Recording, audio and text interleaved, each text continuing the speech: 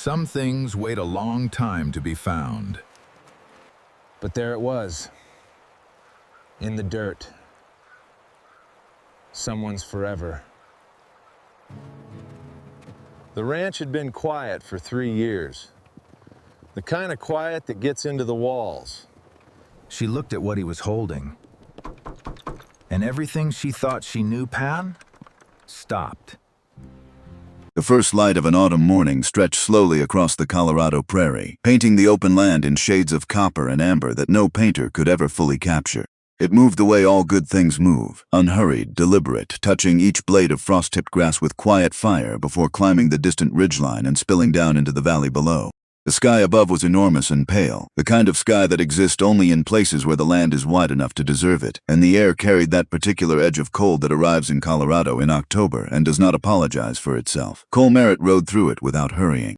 He sat easy in the saddle the way a man does when he has spent more years on horseback than off, his weight settled low, his shoulders loose beneath a worn canvas trail coat the color of dark tobacco. His hat was black felt, shaped by years of weather into something that fit him the way a second skin fits. Not bought that way, but earned. Beneath its brim, his eyes were the gray blue of mountain water in October, calm on the surface, carrying depth underneath that most people never thought to look for. He had the kind of face that did not give itself away quickly, the kind that took time to read and rewarded patience when you did. His horse, Juniper, was a sturdy chestnut quarter horse with a white blaze running from forehead to nose and the kind of steady temperament that made long trails feel shorter. Juniper knew Cole's moods the way old partners do, not through thought, but through the accumulated language of years together, the slight shift of weight, the loosening or tightening of the reins, the quality of stillness in a man's body when something has caught his attention. When Cole tensed, Juniper slowed. When Cole relaxed, the horse moved with something close to contentment. This morning, both of them were at ease. The trail Cole followed was one of the older cattle routes that wound through the eastern foothills of the Colorado Rockies, connecting a scattering of small ranches and trading stops that the newer roads had mostly bypassed. It was the kind of trail that remembered a different era, when cattle drives moved slowly and men knew the names of the creeks they crossed and the families who owned the land on either side. Cottonwood trees lined the low places where water ran, their leaves turned full gold now, drifting down in slow spirals whenever the breeze moved through. Magpies called from the fence posts. A red-tailed hawk circled silently overhead, riding the cold morning air with the effortless patience of a creature that understands waiting as a form of action. Cole had been riding this general direction for 3 days. He had no particular destination. That was more or less his life now. He took work where it appeared, mending fence lines, moving cattle, helping with harvests when the season called for it. He was good with horses and good with his hands and good at staying only as long as he was needed. Then he moved on. It was not a dramatic life. It was not meant to be. It was a life shaped by the particular kind of loss that does not announce itself loudly but simply removes the floor from underneath everything a man has built, quietly and completely, and leaves him walking carefully for a very long time afterward. He had not always been this way. There had been a time not so long ago in years, but what felt like a lifetime ago in everything else, when Cole Merritt had known exactly where he was going every morning. When there had been a small house with a kitchen garden that needed tending and a woman who laughed easily at the right moments and never wasted laughter on the wrong ones. A life that felt like something worth building toward, day by day, in the ordinary and irreplaceable way of lives that are actually being lived rather than merely endured. That time had ended on a February morning 5 years before, when the sickness that had quietly taken hold of his wife Margaret over the course of a long winter finally took all of her. It had not been sudden. That was the thing about it that Cole found hardest to carry, even now. It had been slow and incremental, a gradual dimming rather than an extinguishing, and he had watched every stage of it with the helpless attention of a man who has nothing useful to offer but his presence, and gives it completely anyway. When it was finished, the silence in the house had been absolute and total, and unlike any silence he had experienced before or since. He had buried her on a hillside above their homestead in early spring when the ground was just soft enough to work. He had done it alone, which was his choice. Then he had come back inside and sat at the kitchen table for a long time without moving. Then he had saddled Juniper and ridden away from everything that reminded him of what he no longer had. He did not think about this constantly. A man who spent all his time looking backward eventually rode into something he should have seen coming. Cole had learned to keep his eyes on the trail ahead. But on mornings like this one, when the light was golden and the air smelled of cold grass and wood smoke drifting from some distant chimney, the old ache had a way of finding him anyway. Not sharp, not disabling, just present, the way an old injury makes itself known before rain, not demanding attention, simply reminding a man that it had not entirely gone. He let it be and kept riding. The trail descended gradually toward a creek crossing that appeared around a long bend, announced first by the sound of water moving over smooth stone, and then by the slight darkening of the soil beneath Juniper's hooves, where moisture rose up through the earth from the creek bank below. The crossing itself was shallow, no more than 2 feet at its deepest in normal water, with a flat gravel bed that made it easy passage for cattle and horses alike. Willows grew along the near bank, their leaves yellowed and thinning. On the far side, the remains of an old wooden bridge still stood, or rather leaned, its uprights weathered silver-gray and deeply checked by years of freezing and thawing, its planking long since rotted through or carried away by high water. Whatever traffic this trail once carried regularly, most of it had moved elsewhere years ago. Juniper slowed on his own as they approached the water, dropping his head to test the smell of the creek. Cole let him drink and looked around without particular purpose, the way a man looks at country he has never seen before and may never see again, taking it in without trying to hold onto it. The way you accept a gift you know is temporary. That was when something caught the corner of his eye. It was not bright, it was not obvious. In different light, at a different angle, or at a different hour of the morning, he would have passed it without noticing. But the autumn sun had climbed just far enough over the eastern hills that it threw a long, low beam across the creek bank, raking the surface at an angle that found every irregularity and variation in the leaf-covered ground. In that beam, something among the fallen cottonwood leaves gave back a faint, warm glint, not the cold flash of water on stone. Something warmer, something that had memory in it. Cole did not move immediately. He looked at the spot for a moment, confirming what he thought he saw. Then he dismounted quietly, his boots settling into the soft earth at the water's edge with a crunch of damp gravel. He led Juniper a few steps forward and looped the reins loosely around a willow branch. The horse went back to regarding the creek with mild interest, his ears moving independently, cataloging the sounds of the morning. Cole walked to the place where the leaves had gathered thickest along the bank, pushed down into a dense damp mat by the rain that had fallen 2 days before. He crouched down and brushed the leaves aside carefully with the back of his gloved hand, moving slowly, not disturbing more than necessary. A ring, a simple gold wedding band lying half buried in the soft earth at the very edge of the bank, in a place where high water might have deposited it years ago and the slow accumulation of leaf fall had gradually covered it until it was nearly invisible. It was not polished. Years of weather and sediment and the slow chemistry of wet earth had taken the shine down to something quiet and muted, the color of old honey rather than bright gold. It was plain in design, without stones or ornamentation, without flourish of any kind. The kind of ring that working people chose because it was honest and lasting rather than impressive. The kind of ring that meant exactly what it was. Cole lifted it carefully between his thumb and forefinger. He held it up and turned it slowly. The weight of it was right, solid, the kind of gold that was chosen to last rather than to impress. He tilted it toward the morning light, looking for what he suspected might be there, and found it.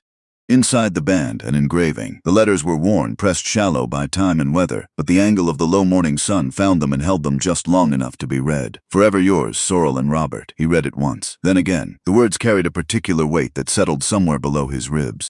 Not grief exactly. He had enough of his own for that to have a specific texture he recognized. Something more like recognition. He knew what it meant when a ring like this found its way into the dirt beside a forgotten trail. He knew the kind of love that put words inside a wedding band and meant them without qualification or reservation. And he knew what it meant when that love was interrupted before it was finished. He stood slowly, his knees registering their opinion of crouching in cold weather, and he stood for a moment with the ring in his open palm, looking at it in the morning light. Then he tucked it carefully into the inner pocket of his vest, against his chest rather than into a saddlebag. Some things deserved better than being rattled around with rope ends and harness buckles. Some things deserved to be carried close. He untied Juniper, mounted, and continued down the trail toward the town that the storekeeper at the last trading stop had mentioned as the nearest settlement, a place called Ridgepoint, 4 or 5 miles further along the valley. The town of Ridgepoint sat at the base of a long sloping valley where 2 creek drainages came together, a modest collection of buildings arranged along a single main street with the practical, unornamented logic of frontier towns built by people who had more important things to do than make their buildings decorative. A general store anchored one end of the street. A livery stable stood midway along with its wide doors open to the morning. A small hotel occupied a 2-story building with a porch that sagged slightly to the left in a way that suggested it had been doing so for long enough that everyone had stopped worrying about it. And at the far end of the street, a white-painted church with a modest steeple that had clearly been repaired multiple times. The repairs themselves now weathered to match the original, so that the whole structure had the honest, layered character of something that had been maintained faithfully rather than replaced. Cole tied Juniper at the rail in front of the general store and went inside. The store smelled of dried herbs and leather oil and the particular sweetness of sacked grain, the smell of a place that has served the same community for decades and carries its history in the air. A pot-bellied stove in the corner threw good, steady heat. Behind the counter, an elderly man with a neatly trimmed white beard and reading spectacles pushed up on his forehead looked up from a ledger he had been working in with the measured, assessing interest of a man who has seen enough strangers pass through his establishment to know quickly which ones are worth engaging and which ones are not. Cole set the ring on the counter between them without preamble.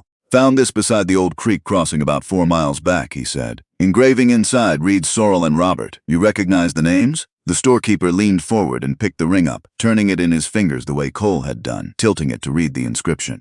His expression shifted, not dramatically, not into anything theatrical, but in the particular way that expressions change when something touches a place that has been sore for a while. "Sorrel Callaway," he said, setting the ring down carefully. He said the name the way people say names that have history attached to them. "Callaway Ranch sits about 5 miles east of here, up the Garnet Creek Road." He paused, looked at Cole over the top of his spectacles with the directness of a man who has decided this stranger warrants the full account. "Robert Callaway passed on 3 years ago now, fall of '84. The ring belonged to him, to both of them. That's their wedding inscription." The old man's voice had quieted.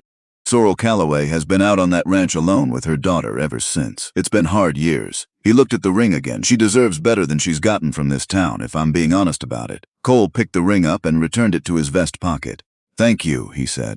He rode east along the Garnet Creek Road, which was barely a road in the formal sense, more a pair of parallel ruts worn into the grass and soil over years of wagon travel, winding between low hills covered in dried autumn grass that rustled and whispered in the steady breeze off the mountains. The sky above was enormous and pale blue, the kind of sky that makes a man feel appropriately small without making him feel diminished. The Callaway Ranch came into view gradually, the way things appear on open land, first as shapes against the hillside, then as structures with detail and character as the distance closed. The barn came first, weathered gray timber, still structurally sound in the way that good construction remains sound, built by someone who understood that a barn needed to outlast the fashions of the decade in which it was raised.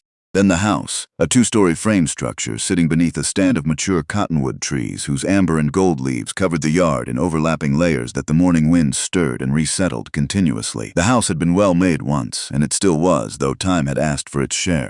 The porch railings showed peeling paint. One shutter on an upper window hung at a slightly wrong angle, as though whatever had loosened it had done so long enough ago that fixing it had simply stopped being the most pressing thing. But the kitchen garden beside the south wall had been kept up. The beds were turned and mulched for winter with the careful attention of someone who understood that next spring's productivity depended on this autumn's preparation. That told Cole something about the woman who lived here. She had not given up on the practical things. Whatever else had happened, she had kept the kitchen garden. A small border collie came around the corner of the barn at a disciplined trot, assessed Cole and Juniper with dark, intelligent eyes, and then sat down near the fence post without barking. A working dog, a good one, the kind that doesn't waste energy on noise when observation will serve better. Cole dismounted at the gate and walked toward the porch with his hat in his hand. He knocked. Silence from inside. Not the silence of an empty house. There was the faint sound of movement somewhere within, but the silence of someone pausing before responding, which was its own kind of information. He waited, then knocked again. Footsteps from inside, approaching slowly. Not reluctant exactly, but measured. The steps of someone who had learned through experience not to move quickly toward unexpected knocks on the door, because experience had taught that unexpected visitors rarely brought uncomplicated news. The door opened. The woman who stood in the doorway was in her middle 30s, with chestnut hair pulled back in a practical braid over one shoulder, and eyes that were hazel, not the simple hazel of indeterminate color, but a hazel that had real green in it, the kind that looks different depending on the light. She looked at Cole with a steadiness that did not come from coldness but from long practice at keeping herself composed under circumstances that did not always make composure easy. She wore a faded green work dress with a cream apron tied at the waist, and she held a dish towel in both hands the way people hold things when they want something familiar to do with their fingers. She was not what illustrated magazines called beautiful, which was fine, because illustrated magazines were put together in cities by people who had never spent a winter in the Colorado foothills, and whose opinions about beauty were consequently limited in scope. She was something more substantial than that, the kind of face that made complete sense in this landscape, shaped by the same forces that shaped the land itself, by hard seasons and sustained effort and the particular endurance that does not call attention to itself because it is too busy being. "Can I help you?" she asked. Her voice was quiet and self-contained. "My name is Cole Merritt, ma'am. I'm passing through from the west." He reached slowly into his vest pocket. "I found something this morning beside the creek crossing on the old North Trail. I believe it may belong to you." He opened his hand. The ring rested in his palm. For one long moment, Sorrel Callaway did not move at all. Her eyes found the ring, and the composure she had been holding, the quiet, practiced steadiness that was clearly her habitual presentation to the world, simply left her face, not gradually. All at once, the way light goes when a cloud passes over the sun, the color drained from her cheeks, her lips parted. The dish towel slipped from her fingers and fell to the porch boards. Her right hand came up slowly to cover her mouth, as though she needed to hold something in, some sound, some word, some feeling that was trying to get out before she was ready to let it. She looked from the ring to Cole's face and back again, and in her eyes was something he had not expected. Not relief. Not even primarily grief. Something that was closer to complete disbelief, with something else running underneath it, something that looked in that first unguarded moment almost like fear. "That's not possible," she said, barely above a whisper. "I found it in the leaves at the bank's edge," Cole said. He kept his hand steady, his voice even, half buried. "The engraving inside. I know what the engraving says." Her voice was very soft now, very careful, as though she were speaking around something that might break if she approached it too directly. "I chose those words myself." She looked up at him. Her eyes were steady, but her hands, when she lowered the one from her mouth, were trembling visibly. "Mr. Merritt." She paused, took a breath that was not quite even. "I placed that ring on my husband's hand myself, the morning of his funeral, before they closed the casket. I remember the moment with perfect clarity. I remember the weight of his hand. I remember the cold of the metal. I remember touching the ring one last time before I stepped back. The morning air between them went very still. I buried that ring with Robert." The words came out quiet and absolute and final, and they landed with a weight that Cole felt settle somewhere in the middle of his chest. He looked at the ring in his palm and then at her face, and he understood, with the particular clarity that comes sometimes from unexpected quarters, that what he was holding was not simply a piece of lost jewelry. It was a question that had been waiting 3 years for someone to arrive and ask it aloud. "Please come inside, Mr. Merritt," Sorrel said. Inside, the house was modest and clean, maintained with the same faithful practicality as the kitchen garden, not decorated, not improved beyond necessity, but kept in good order by someone who understood that order is its own form of dignity. A stone fireplace dominated one wall of the sitting room, and above its mantel hung a framed photograph in a simple dark frame. A man in his 30s, broad-shouldered, wearing a wide-brimmed hat pushed back on his head, smiling with the easy confidence of someone who expects life to continue rewarding his efforts. Robert Callaway. Beside the photograph, placed on the narrow mantel shelf, a small jar held the last of the autumn's wildflowers, dried now, past their best, but still there. Still tended. Someone replaced those flowers regularly. The habit of tending them had outlasted the season that produced them. A girl appeared in the kitchen doorway. She was 9 years old, with her mother's hazel eyes and her father's darker coloring, the look of someone who spent most of her time outdoors without complaint. She looked at Cole with the frank, completely unguarded curiosity of a child who has not yet learned that concealing your interest in strangers is considered polite. "Wren," Sorrel said quietly. "Come here, please." The girl crossed the room and stood beside her mother. Sorrel knelt slightly, bringing herself to Wren's level, and showed her the ring.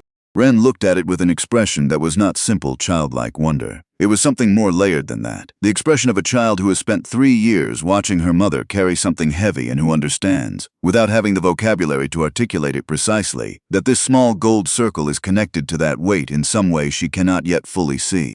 "Is that Papa's?" Wren asked. "Yes," Sorrel said simply. Wren reached out and touched the edge of the ring with the tip of one finger, not picking it up, just touching it, the way you touch something you have only ever known from photographs, something that existed in a time before your own clear memory begins.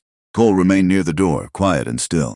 Some moments did not need witnesses so much as they needed space to be what they were. After a time, Sorrel poured coffee into worn ceramic cups, and they sat at the kitchen table. The afternoon light had shifted to something warmer and more amber as the sun moved through the overcast that had built since morning. Outside, the wind moved through the cottonwood grove, and the sound it made was a steady, low rushing, like something breathing in its sleep.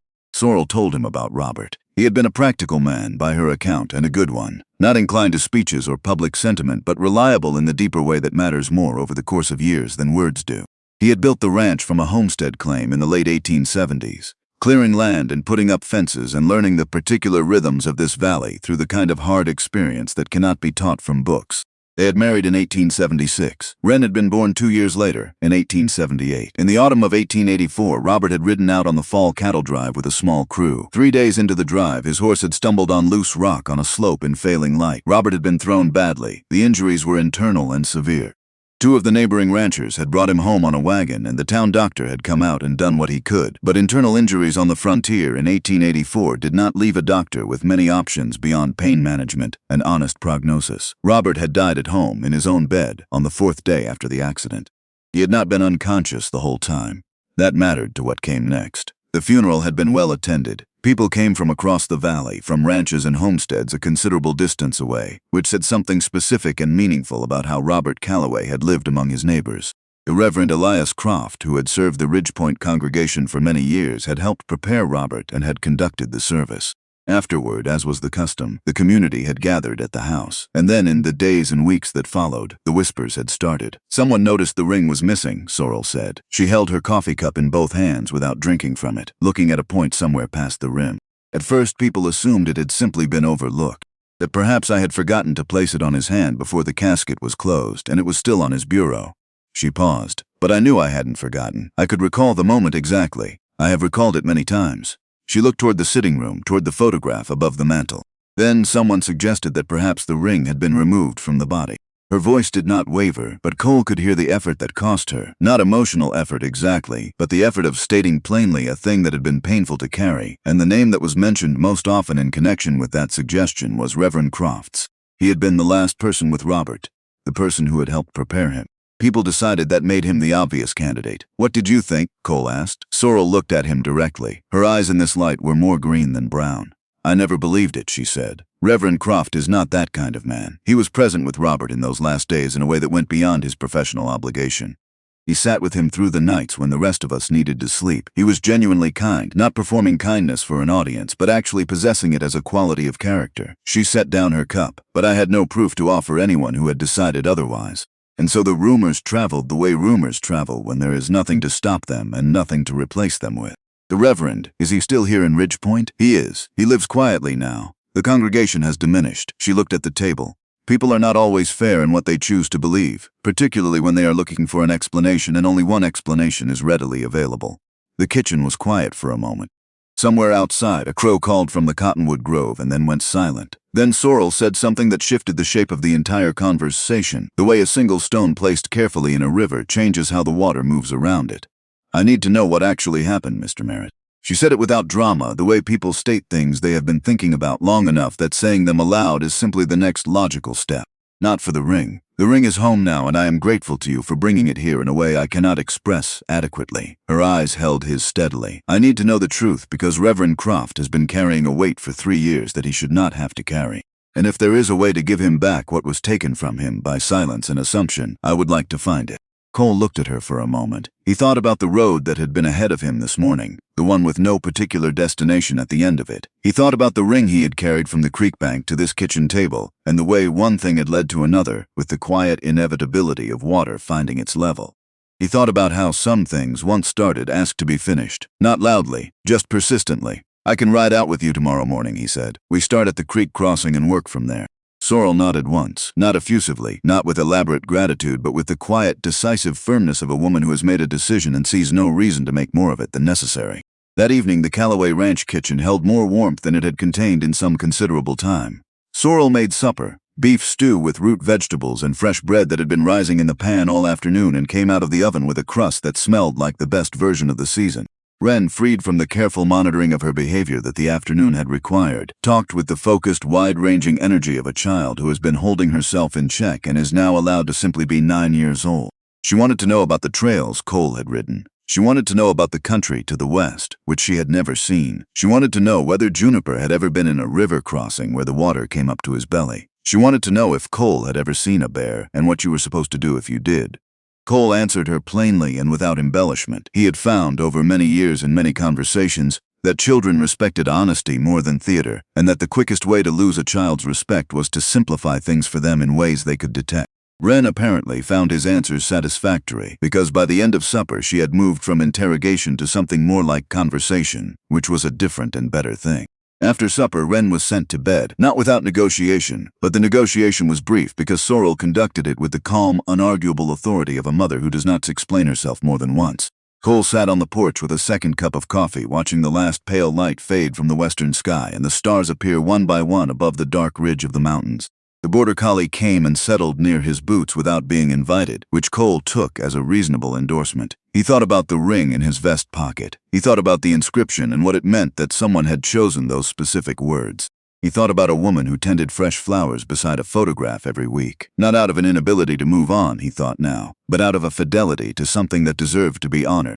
He thought about what it meant to let a thing go unfinished when finishing it was within reach. The mountain night came on cold and clean, carrying that particular quality of silence that is not the absence of sound but something larger, the presence of space and distance and the indifferent immensity of the mountains that produced it. The cottonwood leaves whispered in the darkness. Somewhere down the valley, a coyote sang briefly and then went quiet, and the silence that followed was somehow larger than the one before. Cole finished his coffee and remained on the porch a while longer, watching the stars. Tomorrow they would ride to the creek crossing. Tomorrow the ring would begin to tell its story. The morning came in cold and gray, a thin layer of overcast pulling across the sky from the northwest and flattening the light into something even and diffuse. No dramatic colors this morning, just the quiet, practical illumination of a working day on the Colorado frontier. The kind of light that asked nothing and promised nothing except sufficient visibility for the task at hand. Cole had slept in the barn on his bedroll, which was his preference when ranch hospitality included it.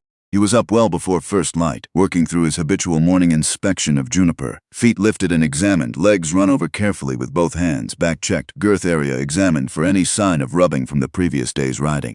Juniper bore all of this with patient disinterest, more focused on the contents of his feed bin than on anything Cole was doing to his legs. By the time Cole walked from the barn to the house, Sorrel had coffee on the stove, and Wren was at the kitchen table eating oatmeal with the concentrated efficiency of a child who has been told there is work to be done this morning and has decided to take the instructions seriously. They did not talk much over breakfast. There was an ease to the silence that Cole noticed, not the strained quiet of people who have nothing to say to each other, but the more comfortable silence of people who understand what the morning requires and are moving toward it without needing to narrate every step. He had not felt that particular quality of shared silence in a long time. He had almost stopped expecting to find it. Sorrel packed a small saddlebag with water and biscuits wrapped in a cloth. Practical, no excess. She rode a gray mare named Clover, steady-gaited, sure-footed on uncertain terrain, clearly well-matched to the country around the ranch. Sorrel sat the saddle with the unconscious competence of someone who learned to ride before she learned to read, and has never had occasion to think about it since, her back straight without rigidity, her hands easy on the reins. Wren stood at the gate as they rode out, the border collie sitting beside her with professional alertness. She watched them go with the particular expression children wear when they are not old enough to be included, but old enough to understand precisely why they have been left behind and have decided to be dignified about it. Cole tipped his hat to her as he passed.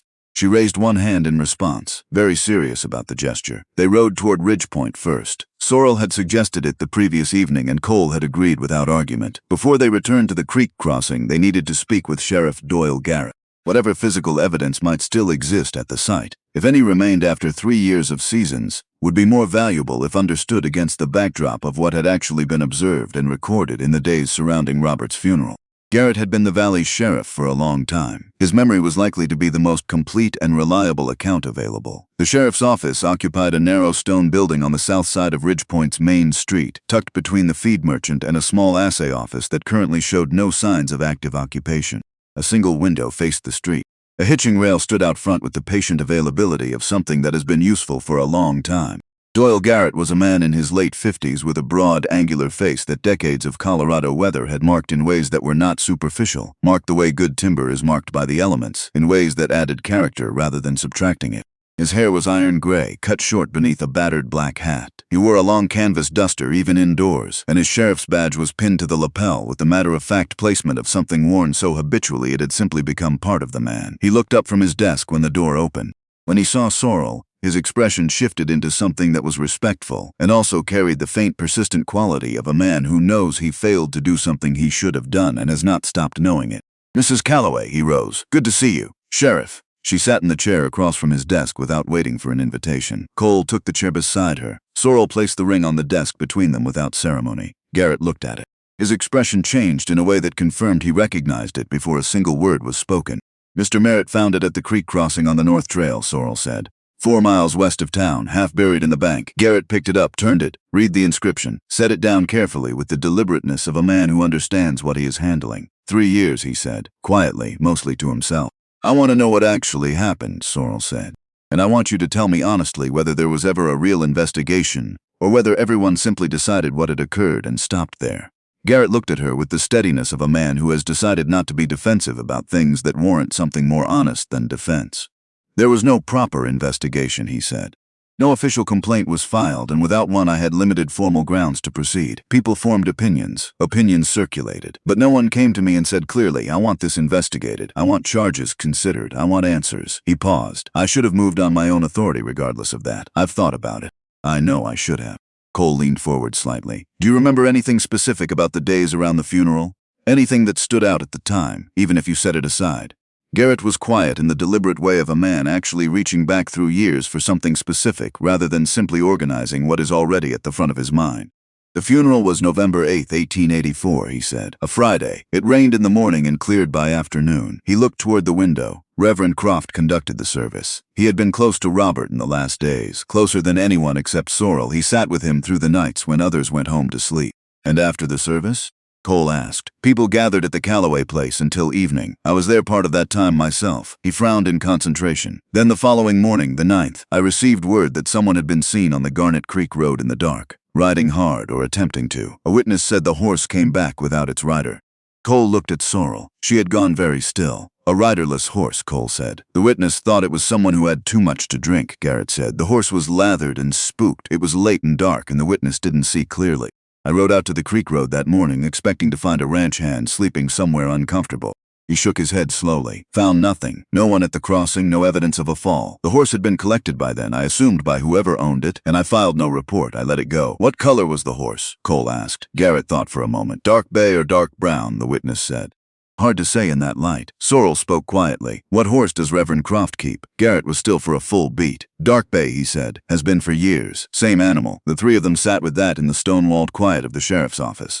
Outside, the wind had picked up and moved along the main street with a sound like something being swept clean.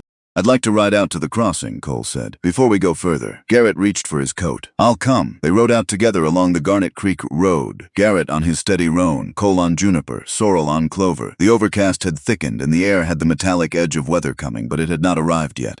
The valley lay open and still under the flat gray light. The creek crossing looked different, with three people examining it deliberately than it had looked the previous morning when Cole had passed through it alone.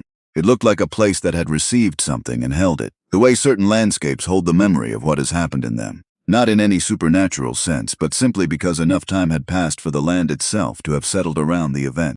Cole showed them the spot where he had found the ring, the slight depression in the bank where the leaf mat had been thickest, at the water's edge where a high water line showed faintly in the color of the gravel.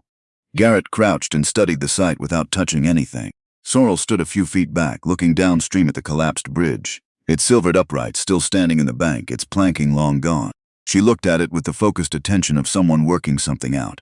He would have come from town, she said, almost to herself. He would have been moving fast. It was dark, nearly evening when the service ended. If his horse shied at the bridge, she stopped, walked toward the collapsed structure. The bank here had built up over years of flood cycles, layered with silt and leaf material. Several of the old bridge timbers had fallen inward and been partially absorbed by the bank over 3 seasons of freeze and thaw and new accumulation. Cole came up beside her and looked where she was looking. Between 2 fallen timbers, where the bank had built up around them and formed a natural depression, the soil was darker and more compacted than the surrounding ground, the kind of marking left when something heavy has displaced earth and the earth has gradually tried to reclaim the space. Someone went down here hard, Cole said quietly, into soft ground. Garrett had come to Sorrel's other side. He studied the same spot, then crouched and began moving the accumulated leaf material aside with careful, methodical patience. The way you work when you are not certain what you are looking for but are certain it is there. He found it after perhaps 10 minutes. A button, brass, handmade in the older fashion without the machine regularity of modern manufacture. Its face was engraved with a repeating pattern of small vine leaves, the kind of decorative work that appeared on formal or ceremonial clothing, not on everyday working wear. Garrett held it up in the flat gray light and turned it slowly between his fingers. Something moved in his jaw. Recognition, arriving with the weight of something that has been absent a long time. I've seen this before, he said. Cole waited. Garrett stood and looked across the creek at the far bank, and his posture changed in the way postures change when a long-held uncertainty becomes something more definite. Something in him settled, and not comfortably. Reverend Croft's burial coat, he said. Navy wool, brass buttons with vine leaves on the face. His wife made it for him years ago. She passed in '79, and he still wears the coat out of respect for her. He looked at the button again. He wears it only for funeral services. Sorrel was quiet beside Cole. When he glanced at her, her eyes were on the button in Garrett's hand, and her expression was the expression of someone watching a story they have always partly believed, beginning to confirm itself. Not with satisfaction, but with the complicated feeling of being right about something you had hoped you might be wrong about. He was here, she said. He came this way that night, and went into the bank hard enough to tear the coat, Garrett said. He closed his fingers around the button carefully, which means he was thrown, which means there may be reasons he couldn't tell us what happened even if he wanted to. He stopped. Which means, Sorrel said, we need to go ask him. They rode back to Ridgepoint and left the horses at the livery, then walked the length of the main street to the far end where the white church stood beneath its repeatedly repaired steeple. The cottonwood beside the front path had dropped nearly all its leaves now, and they covered the stone walkway in a dense copper and gold layer that muffled their footsteps in a way that felt appropriate to where they were going. The church was not locked. Cole suspected it never was. Inside, the light came through the plain windows at a low, oblique angle, laying soft rectangles of pale illumination across the wooden pews. The building smelled of old wood and candle wax and something faintly herbal that might have been cedar from the storage closet near the back wall. Reverend Elias Croft was at a small writing desk near the front of the sanctuary, working in a journal with the concentrated attention of a man for whom the habit of writing has become as natural as breathing. He was older than Cole had formed a picture of from the description, well into his 70s, white-haired, thin in the way of men whose frames have gradually given back the weight of the years without losing the fundamental structure that had always defined them. He wore a plain dark suit and his hands, though marked by age, moved with careful precision. He looked up when the three of them entered. His eyes moved to Garrett's face, then to Sorrel's, then briefly to Cole's. Then his gaze dropped to Sorrel's hands. And when he saw what she was holding, he set down his pen with the deliberate placement of a man putting something down in order to give his full attention to what is in front of him. He did not look surprised. He looked like a man who has been waiting for a specific knock on a specific door for a very long time, who has wondered sometimes whether it would ever come, and who has now heard it. Mrs. Callaway. His voice was quiet and carried the practiced resonance of a man accustomed to being heard in a large space. Sheriff Garrett. A brief pause. I don't believe I know you, sir. Cole Merritt. I found the ring at the creek crossing yesterday morning. Croft nodded slowly. He looked at Sorrel for a long moment. Please sit down, he said. They settled in the front pew across from his desk. Croft turned his chair to face them and folded his hands in his lap with the stillness of a man who has had years to practice being still. I have wondered where it came to rest, he said quietly. For 3 years I have wondered exactly that. Sorrel said nothing. She waited, her hands folded around the ring in her lap. The Reverend drew a slow breath. Robert was conscious on the 3rd day, he said. The doctor had not expected it. The injuries were severe enough that we had all prepared ourselves for a different course. But he rallied in the late afternoon, and when he rallied, his mind was entirely clear. He was in considerable pain, but he managed it with the particular quiet determination that was simply his character. He looked at a point above their heads, reaching back 3 years to something he had clearly revisited many times. He asked me to come close. He said he had something he needed to say, and he wanted to say it quietly. He told me that his right hand had swollen badly from the injury, and he was concerned that the ring would become impossible to remove if he waited much longer. He did not want it buried with him. He glanced at Sorrel briefly. He was very clear about that. He wanted it returned to you. Sorrel's breath came in slowly and audibly. He also asked me to write something down, Croft continued. His hands were too unsteady to write himself. He did not want to trust what he had to say to memory alone, his or anyone else's. He spoke to me for perhaps 20 minutes, pausing often, and I wrote what he said in this journal. He touched the book on the desk beside him. He asked me to bring the ring to you after the burial, privately, along with what he had dictated. He was specific about the timing, after the service, not before, and in private, not in front of a gathering. Something moved across the old man's face then, old and settled and not entirely resolved, even after 3 years. I failed him, he said. The words were plain. No self-pity ran through them. Just the direct statement of a man who has had 3 years to arrive at a clear and honest accounting of his own actions, and has done so without sparing himself. After the service, I rode toward your ranch, he said, looking at Sorrel. The ring was in the inside pocket of my burial coat. The journal was in my saddlebag. It was late afternoon, moving toward evening, and I was riding faster than was prudent. I was thinking about what I had to say to you, and not giving adequate attention to the road. He paused. Near the old bridge at the creek crossing, something startled my horse. Something came out of the brush at the wrong moment. A bird, I believe. He shied hard and bolted sideways, and I went off the bank into the mud and the roots at the water's edge. He said it without drama, just the plain fact of it. I do not know how long I was unconscious. When I came to, it was fully dark. My horse had gone. He found his way back to the stable on his own, I discovered later. My coat was torn badly at the front, caught on something when I went down. He looked at the button that Garrett quietly placed on the desk before him. Croft looked at it for several seconds. When I reached into my pocket, the ring was not there. I searched the bank as well as I could manage in the dark. I could not find it. Sorrel sat very straight and very still. I was too ashamed to come to you, Croft said. I had been entrusted with something that could not be replaced, and I had lost it through inattention.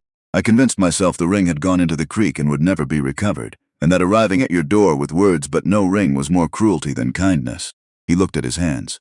I was wrong about that. I have known for some time that I was wrong. I told myself I was protecting you from further pain, but I was also protecting myself from having to confess what I had done. Both things can be true simultaneously, and I have not been comfortable with either of them. He looked directly at Sorrel. The rumors that arose afterward, I did not create them, I did not spread them, but I allowed them. I could have come forward and told the truth of what happened, and I chose silence instead, because the truth required me to confess my failure. That is the thing I regret most. Not the accident. Accidents are not chosen. The silence was chosen, and it caused harm that the truth would not have caused. Sorrel had been watching him through all of this with an expression Cole found difficult to categorize with any simple word. It was not anger. It was not the relief of finally hearing an explanation. It was something prior to both of those, the expression of a person who is, in real time, comprehending something they had not fully understood before, and finding that it is both what they hoped and more complicated than they had prepared for. She was quiet for a moment after he finished. Then she said, "The journal. What Robert asked you to write down." Croft turned to the small cedar cabinet beside his desk and opened it. From the top shelf he brought out a journal, leather-bound, old, its cover worn soft with the handling of years. He set it on the desk and opened it with the unhurried care of someone handling something that cannot be replaced. He turned through the pages slowly. Cole caught glimpses of entries in a small, precise hand, dates and names and brief passages, the accumulated record of a minister's work in a valley community across many years. Baptisms and funerals and marriages and the quieter, less categorized passages that made up the texture of ordinary life in any place where someone is paying attention. He stopped. November 6, 1884, he read quietly. Robert Callaway, 3rd day. He looked up at Sorrel. "I will read it to you, if that is what you wish, or I can leave you alone with it, whatever serves you best." Sorrel looked at him for a long moment with those eyes that missed nothing and asked for nothing beyond honesty. "Read it," she said. Reverend Croft adjusted his spectacles with the careful deliberateness of a man who understands that what he is about to do carries real weight and intends to give it the respect it deserves. The sanctuary was very quiet around them. Outside, the wind had strengthened slightly and moved through the bare cottonwood beside the front path, sending its last remaining leaves against the church windows in small, soft, irregular waves. He looked down at the page. "Robert spoke slowly," Croft said before he began. "He paused often and I wrote as closely to his exact words as I could manage. I did not interpret or condense. What is here's his." Sorrel nodded once. Croft began to read. He said, "I don't have much time and I know it, so I'm going to say what matters and leave the rest. Elias, I need you to take my ring to Sorrel after this is done. Not before. After. I don't want her to have it while she's still hoping. When it's finished, bring it to her quietly and tell her I meant every word we had engraved in it. I meant it the day we put it there, and I mean it now, and I'll mean it wherever I go from here." Croft's voice was steady and unhurried. It was the voice of a man who had read these words many times in private, alone in this building or in his house, who had learned over 3 years to carry them without breaking under what they contained. He said, "Tell her not to close the house. That is the thing I am most afraid of. Not dying. I can make my peace with dying, I think. But I am afraid of her closing the house and keeping Wren inside it with her grief. That little girl needs to grow up in the world, not inside her mother's sorrow. Sorrel is strong enough to survive losing me. I know that because I know her better than she knows herself most days. But strength is not the same thing as living, and I need her to do more than survive what happens here." Sorrel's hands were folded in her lap. She was looking at a point somewhere near the floor, not seeing anything in front of her, hearing only. He said, "Tell her the ranch is hers to run, and she will run it better than I ever managed if she lets herself believe that. She always knew where things needed to go. I was the one who needed convincing, and she was right every time. Tell her that specifically. Tell her I was wrong about the North Pasture for 2 full seasons, and she was right about that, and I want her to know I knew it." A sound came from Sorrel then, something that was not quite a laugh and not quite a sob, something held precisely between the two, lasting only a moment before she brought herself back to stillness. A small involuntary acknowledgement of something that was painful and also, in some irreducible way, almost funny. The particular feeling of being right about something that can no longer be argued about with the person you argued about it with. Croft continued without pausing. He said, "Tell her the door of the ranch house needs to stay open. That is how I want to picture it from wherever I go. The door open and the kitchen warm and Wren running in the yard and Sorrel on the porch in the evening watching the light change on the mountains. That is the picture I am taking with me. I need that picture to be real, not just something I imagine. So tell her to keep the door open. Good people still come down these roads. Good people still need somewhere to stop." He paused here, looked up briefly at Sorrel's face, and then returned to the page. He said, "One more thing. The ring has both our names in it. That means it belongs to both of us. Half of it is mine and I am keeping my half. The other half is hers and I want her to have it back when this is finished. Not to wear if she doesn't want to, just to have. Because some things should not end up in the ground. Some things belong in the light where they were made." Croft closed the journal. The silence that followed was not empty. It was full of the specific weight of words spoken by someone no longer present, words that had waited 3 years to reach the person they were intended for and had now finally arrived. Sorrel did not move for a long time. When she finally looked up, her eyes were wet, but her face was not broken. It was the face of someone who has been carrying a question for 3 years, not just about the ring, but about whether she had been left with intention or simply abandoned by accident, whether she had been seen and known or simply lost, and who has just received an answer that is both harder and more merciful than anything she had dared to construct in the absence of the real thing. Harder because it was true and final, more merciful because it was real. She looked at Reverend Elias Croft. He knew, she said. Her voice was quiet and very steady. He knew exactly what he was afraid would happen. He knew you very well, Croft said simply. And he was right. She said it without self-recrimination. Just plainly, acknowledging what 3 years of closed doors and untended relationships and a kitchen that had grown quieter every month had actually amounted to. He was right about all of it. She looked down at the ring in her hands. She turned it once, slowly, the way Cole had turned it at the creek bank 2 mornings ago, the way she had turned it the first time he placed it in her hand. She read the inscription to herself, not aloud, just with her eyes and whatever place inside her those particular words had always reached. Then she stood. She looked at Reverend Elias Croft across the small space of the sanctuary, and Cole watched her face move through something. Not performance, not preparation, just the plain movement of a person arriving at a decision that had been waiting for the right moment. I owe you an apology, she said. Croft shook his head immediately, beginning to speak. No, Sorrel said. Please let me say this. She looked at him directly, the way she looked at everything, without evasion or deflection. I told people I didn't believe the rumors, and I meant it when I said it, but I didn't defend you. I didn't stand up publicly and say clearly that I knew what kind of man you were and that the rumors were wrong. I told myself I had no proof, and that made my silence reasonable. She paused. But I knew your character from 3 years of watching you serve this valley. That was proof enough, and I should have acted on it. Croft was quiet for a moment. His eyes were bright with something he was managing carefully, the way old men manage things that move them when they are not in private. Mrs. Callaway, he said finally, I caused this. My silence after the accident caused this. Whatever you did or did not do in the years that followed has its source in my own failure to come forward and tell the truth. Sorrel was still for a beat. Both things can be true, she said, echoing his own words back to him with a quiet precision that was entirely her own. She had absorbed them and returned them transformed into something that also applied to her. You said that yourself, and I think we have both been carrying our share of this for long enough. She crossed the few feet of space between the pew and his desk and extended her hand to him. Not the ring, not an object, just her hand, offered plainly and without qualification. Croft looked at it for a moment. Then he stood carefully with the deliberate management of a man whose joints have recorded too many cold Colorado mornings, and he took her hand in both of his and held it. Cole sat in the pew and watched the two of them and found that he had nothing to contribute to the moment and no desire to contribute anything. Some things needed witnesses more than they needed participants. He sat quietly and watched something that had been wrong for 3 years begin, in the small and imperfect and completely genuine way that human wrongs begin to be set right, to move toward something better than it had been. Sheriff Garrett stood near the back of the sanctuary with his hat in both hands, looking at the floor. After a moment, he raised his eyes and looked at Cole, and his expression held the particular mixture of relief and rueful self-knowledge that belongs to a man who is aware that he could have done more, and sooner, and has now watched someone else do it. Cole gave him a slight nod. Not absolution. That wasn't his to give. Just acknowledgement. Sometimes that was sufficient. They rode back along the Garnet Creek Road in the late afternoon, Garrett peeling off at the Ridgepoint Junction with the quietness of a man who has some thinking to do and intends to do it properly. Cole and Sorrel continued east into the light that had finally broken through the overcast as the sun angled toward the mountains, amber and copper in the particular warm gold of a Colorado autumn afternoon that makes the whole valley look briefly like something out of a painting. They rode for a long time without speaking. It did not feel like avoidance. It felt like two people who have been through something substantial together and are taking the time to let it settle before they try to put language to it. Understanding that language applied too quickly to something that needs to settle will distort it. Cole had always valued that quality of restraint.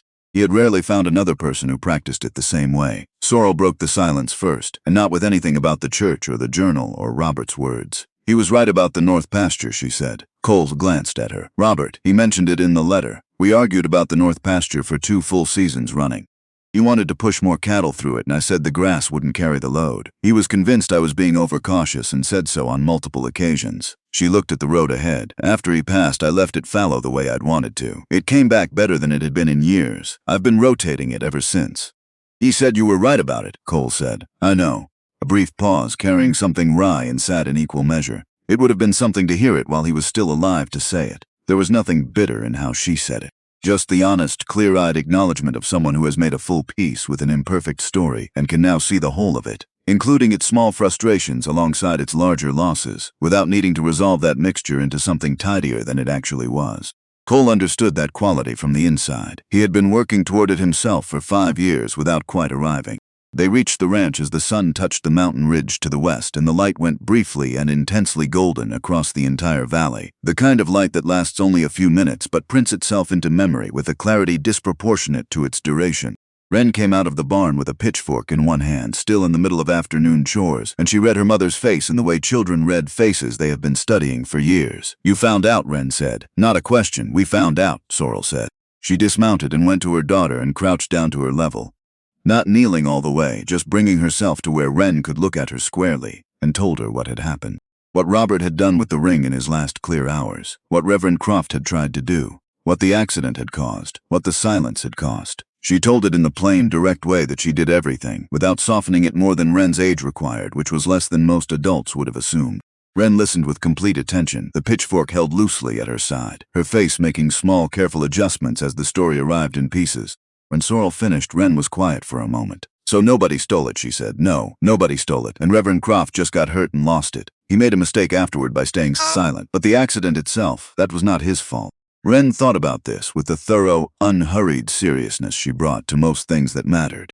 Then she looked at Cole. "Did you figure it out?" she asked. "Your mother figured out most of it," Cole said honestly. "I just helped look." Wren appeared to consider this accounting and find it accurate enough. She turned and went back into the barn with her pitchfork, which Cole understood as her way of processing, returning to something concrete and manageable while her mind worked through what was less so.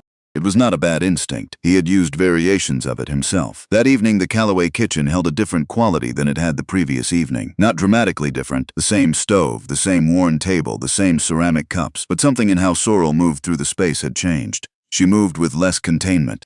Less of that quality of careful management that had characterized everything she did when he first arrived. As though she had set down something she had been carrying for so long she had stopped noticing its weight until the moment it left her hands. And now her hands were simply her hands again, not occupied with holding anything. She moved through her own kitchen with something that was close to ease. That was the simplest way to put it. After supper, after Wren had been persuaded to bed with the usual brief negotiation, Sorrel brought a small wooden keepsake box from the sitting room shelf and set it on the kitchen table. She opened it and looked inside for a moment at what it contained.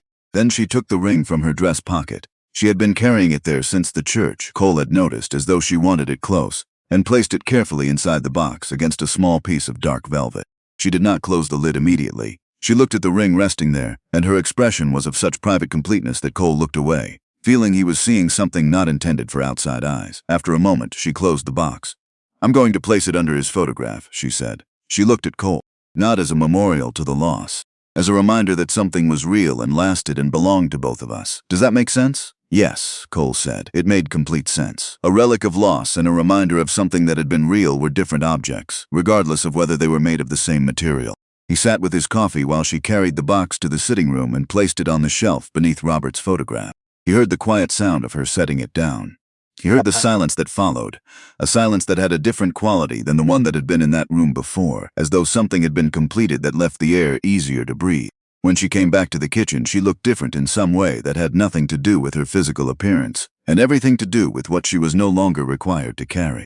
The following morning, Cole rose before first light and brought Juniper out of the barn. He saddled him in the dark by feel and habit, the way you do things you have done thousands of times. The air was cold and completely still. Stars still showed in the western sky where the night had not yet given way. He was checking the cinch a second time when the barn door opened behind him. Sorrel came in carrying a lantern and a cloth-wrapped package, biscuits and dried apple cake and smoked meat for the trail, which she put in his saddlebag with the same practical efficiency she brought to everything. She stood back and looked at Juniper for a moment. The horse regarded her with mild interest. "Early start," she said. An observation, not a question. "Early suits me," Cole said. "Easier on the horse." Sorrel nodded. She looked at the packed saddlebag, then at Cole, and said, "I want to say something before you go, plainly so there is no confusion about what I mean." Cole waited. "You came to my door 2 days ago, carrying something that did not belong to you, which you had no obligation to return, to a woman you had never met at a ranch you had no reason to visit." She looked at him with that directness that was simply her way. "And then when I asked you to help me find something more than a lost ring, you stayed and helped me find it." A pause. "Robert wrote in his letter that good people still come down these roads. I think he would have been glad to know he was right about that." Cole was quiet for a moment. He looked at the lantern light on the barn floor between them. "Your husband sounds like a man who was right about most things," he said. "He was," Sorrel said, "except the north pasture." Cole smiled at that. A real one, not managed or partial. He led Juniper to the barn door and the cold morning air came in around them. He mounted at the gate while Sorrel stood with the lantern, the border collie sitting near her feet, both of them tracking his departure with alert attention. Wren appeared on the porch just as he gathered his reins, barefoot on the cold boards despite the temperature, her hair loose, clearly having come directly outside without stopping for shoes or a coat, operating on the urgency of not missing something. "Mr. Cole," she called, the name she had been using for 2 days, the particular combination she had settled on in the way children settle on names for people they have decided matter to them. He looked at her. "Are you coming back?" Cole looked at her standing on the porch in her bare feet in the cold. He looked at Sorrel at the gate with the lantern. He looked at the road ahead of him that stretched east into the gradually lightening dark. He did not answer immediately. Then he said, "Get back inside before you lose your toes." Wren gave him the look of a person who recognizes an insufficient answer and is choosing to reserve her objections for a more appropriate moment. She went inside. Cole tipped his hat to Sorrel. She looked at him with those eyes that asked nothing and missed nothing, and she said nothing, which was its own answer to a question that had not been asked in words. He rode out through the gate and east along the Garnet Creek Road. The morning built behind him slowly, sky lightening from deep black to dark blue to the pale gray rose of early dawn, the mountains emerging from the darkness in gradual stages, first their shapes against the sky, then their surfaces, then the full detail of their long autumn slopes with dried grass and dark pine stands, and the occasional outcropping of pale rock catching the first color of the rising sun. Cole rode without thinking particularly, which was what he did best in the early hours on an open road. His mind moved the way water moves through country it knows well, around the stones and through the low places, keeping its general direction without effort. He thought about the ring lying in the leaves for 3 years, waiting for someone to move slowly enough and look carefully enough to notice it. He thought about a man in a great deal of pain choosing his last clear words with the same care he had evidently brought to everything else, dictating them to a minister's pen because he understood he would not have another opportunity to get them right. He thought about Sorrel tending fresh flowers beside a photograph every week for 3 years, not because she couldn't move forward, but because fidelity to what had been real was simply her nature, had always been her nature, and was not something grief had imposed on her so much as something grief had illuminated. He thought about a child asking a plain question in the cold dark of an early morning, in her bare feet, without guile or decoration or anything other than the simple direct desire to know. He reached the long curve in the road near the stand of old cottonwoods at the meadow's edge, the place where the trail bent north and the Callaway ranch would fall out of sight behind him. He stopped. Juniper stood easy under him, ears forward, looking at the road ahead with the patient availability of a horse who has learned to wait for direction without forming opinions about it. The road was wide and clear. The country ahead was open. There was nothing in either direction that required him to be anywhere in particular. Cole sat in the silence of the early morning and let his mind do what it had been working toward without his full permission for 2 days. He thought about what it had felt like to sit at that kitchen table 2 evenings ago, with the sound of Wren's voice moving through the room, and the smell of fresh bread from the oven, and the solid, undemonstrative warmth of a woman who did not perform her feelings, but simply had them and was shaped by them in ways that were visible to anyone paying attention. He thought about how long it had been since any place had felt like something he actively did not want to leave. He thought about what Robert Callaway had written into a minister's journal on the 6th of November, 1884. Good people still come down these roads. Good people still need somewhere to stop. He had understood that as a statement about hospitality. Sitting at the curve in the road now, with the ranch behind him and everything else ahead, he wondered if it was also something else. A permission, perhaps, or simply an honest observation about what was available to a man who was paying the right kind of attention to what was in front of him. He sat a while longer, watching the mountains take the first color of the sun. Then he thought about something else Wren had said in her plain, unguarded way. "Did you figure it out?" "Your mother figured most of it out. I just helped look." That was true, and it was also true that actually looking carefully at what was in front of you, was not a small thing. It was, in fact, the thing that everything else depended on. He turned Juniper around. He rode back along the Garnet Creek Road at a steady, unhurried pace, not rushing toward anything, just moving in the direction he had decided to move. The sun had cleared the eastern horizon now, and the light came in long and low and golden across the entire valley, turning the dried autumn grass into something that looked briefly like the surface of a slow-moving river, all that amber and copper light shifting and moving in the morning wind, more beautiful than any landscape had a right to be at this hour. The Callaway ranch came back into view around the bend in the road. The front door was open, not ajar. Open. wide enough to let the morning light into the hallway, wide enough that the thin thread of wood smoke rising from the kitchen chimney suggested warmth inside, wide enough that the sounds of the household beginning its day carried faintly across the yard to where Cole slowed Juniper at the gate. Wren was in the yard now, properly dressed and wearing shoes, moving through the routine of morning chores with the focused economy of someone who has done the same tasks enough times to have made them efficient. She was throwing feed to the chickens in careful practiced arcs. The border collie sat nearby in its usual supervisory posture. She looked up when she heard Juniper's hooves on the road. She looked at Cole for a moment. Then she looked back at her chickens and continued with the same careful arcs, adjusting her throw to reach the ones that had moved to the far edge of the yard. But something had appeared at the corner of her mouth, small and private and not at all surprised, the particular expression of a child whose expectation has been confirmed and who is trying not to appear too satisfied about it. 3 days later, on a bright cold morning that smelled of coming snow, Wren came home from school with news that traveled the way news travels when children carry it, quickly, without filter, and with a directness that adults have usually learned to moderate. She had told her schoolmates about the ring, about Reverend Croft and the accident and the journal and what Robert Callaway had written in his last clear hours. She had told it the way she did everything, plainly in the right order, without embellishment but without omission. By noon that day, 3 families had heard the story from their children. By evening, it had reached 6 households. By the following morning, it had reached the storekeeper with the white beard and the woman who ran the hotel and the farrier at the livery and Sheriff Doyle Garrett, who received it from Cesbret sources before 10 o'clock and sat in his stone office for a long time afterward with his coffee going cold on his desk, thinking about the various ways a person might fail to do the right thing in the various ways. Sometimes, those failures eventually find their way towards something resembling repair.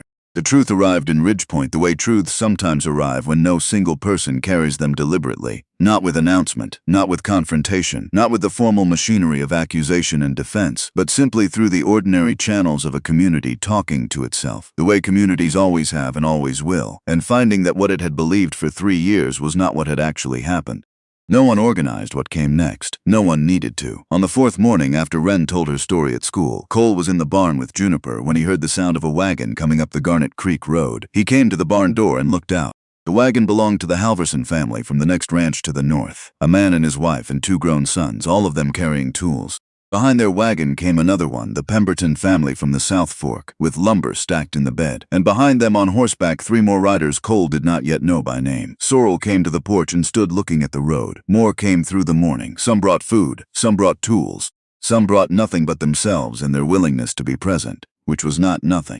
The fence line along the north pasture that had needed repair since late summer got repaired. A section of the barn roof that had been developing a sag got braced from inside. The firewood pile, which had been adequate but not generous, became generous. Nobody made speeches. Nobody explained themselves at length. People worked and then sat down to eat at noon and then worked again, and the ordinary sounds of a community engaged in the practical business of being a community. Voices calling across the yard, the ring of hammers, the sound of children running between the adults' legs, filled the Callaway ranch for the first time in 3 years.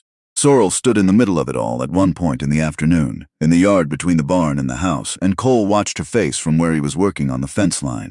She was looking at the people around her, at their faces, at their hands occupied with work, at Wren running with the other children across the open ground, and her expression was something he had not seen on her face before.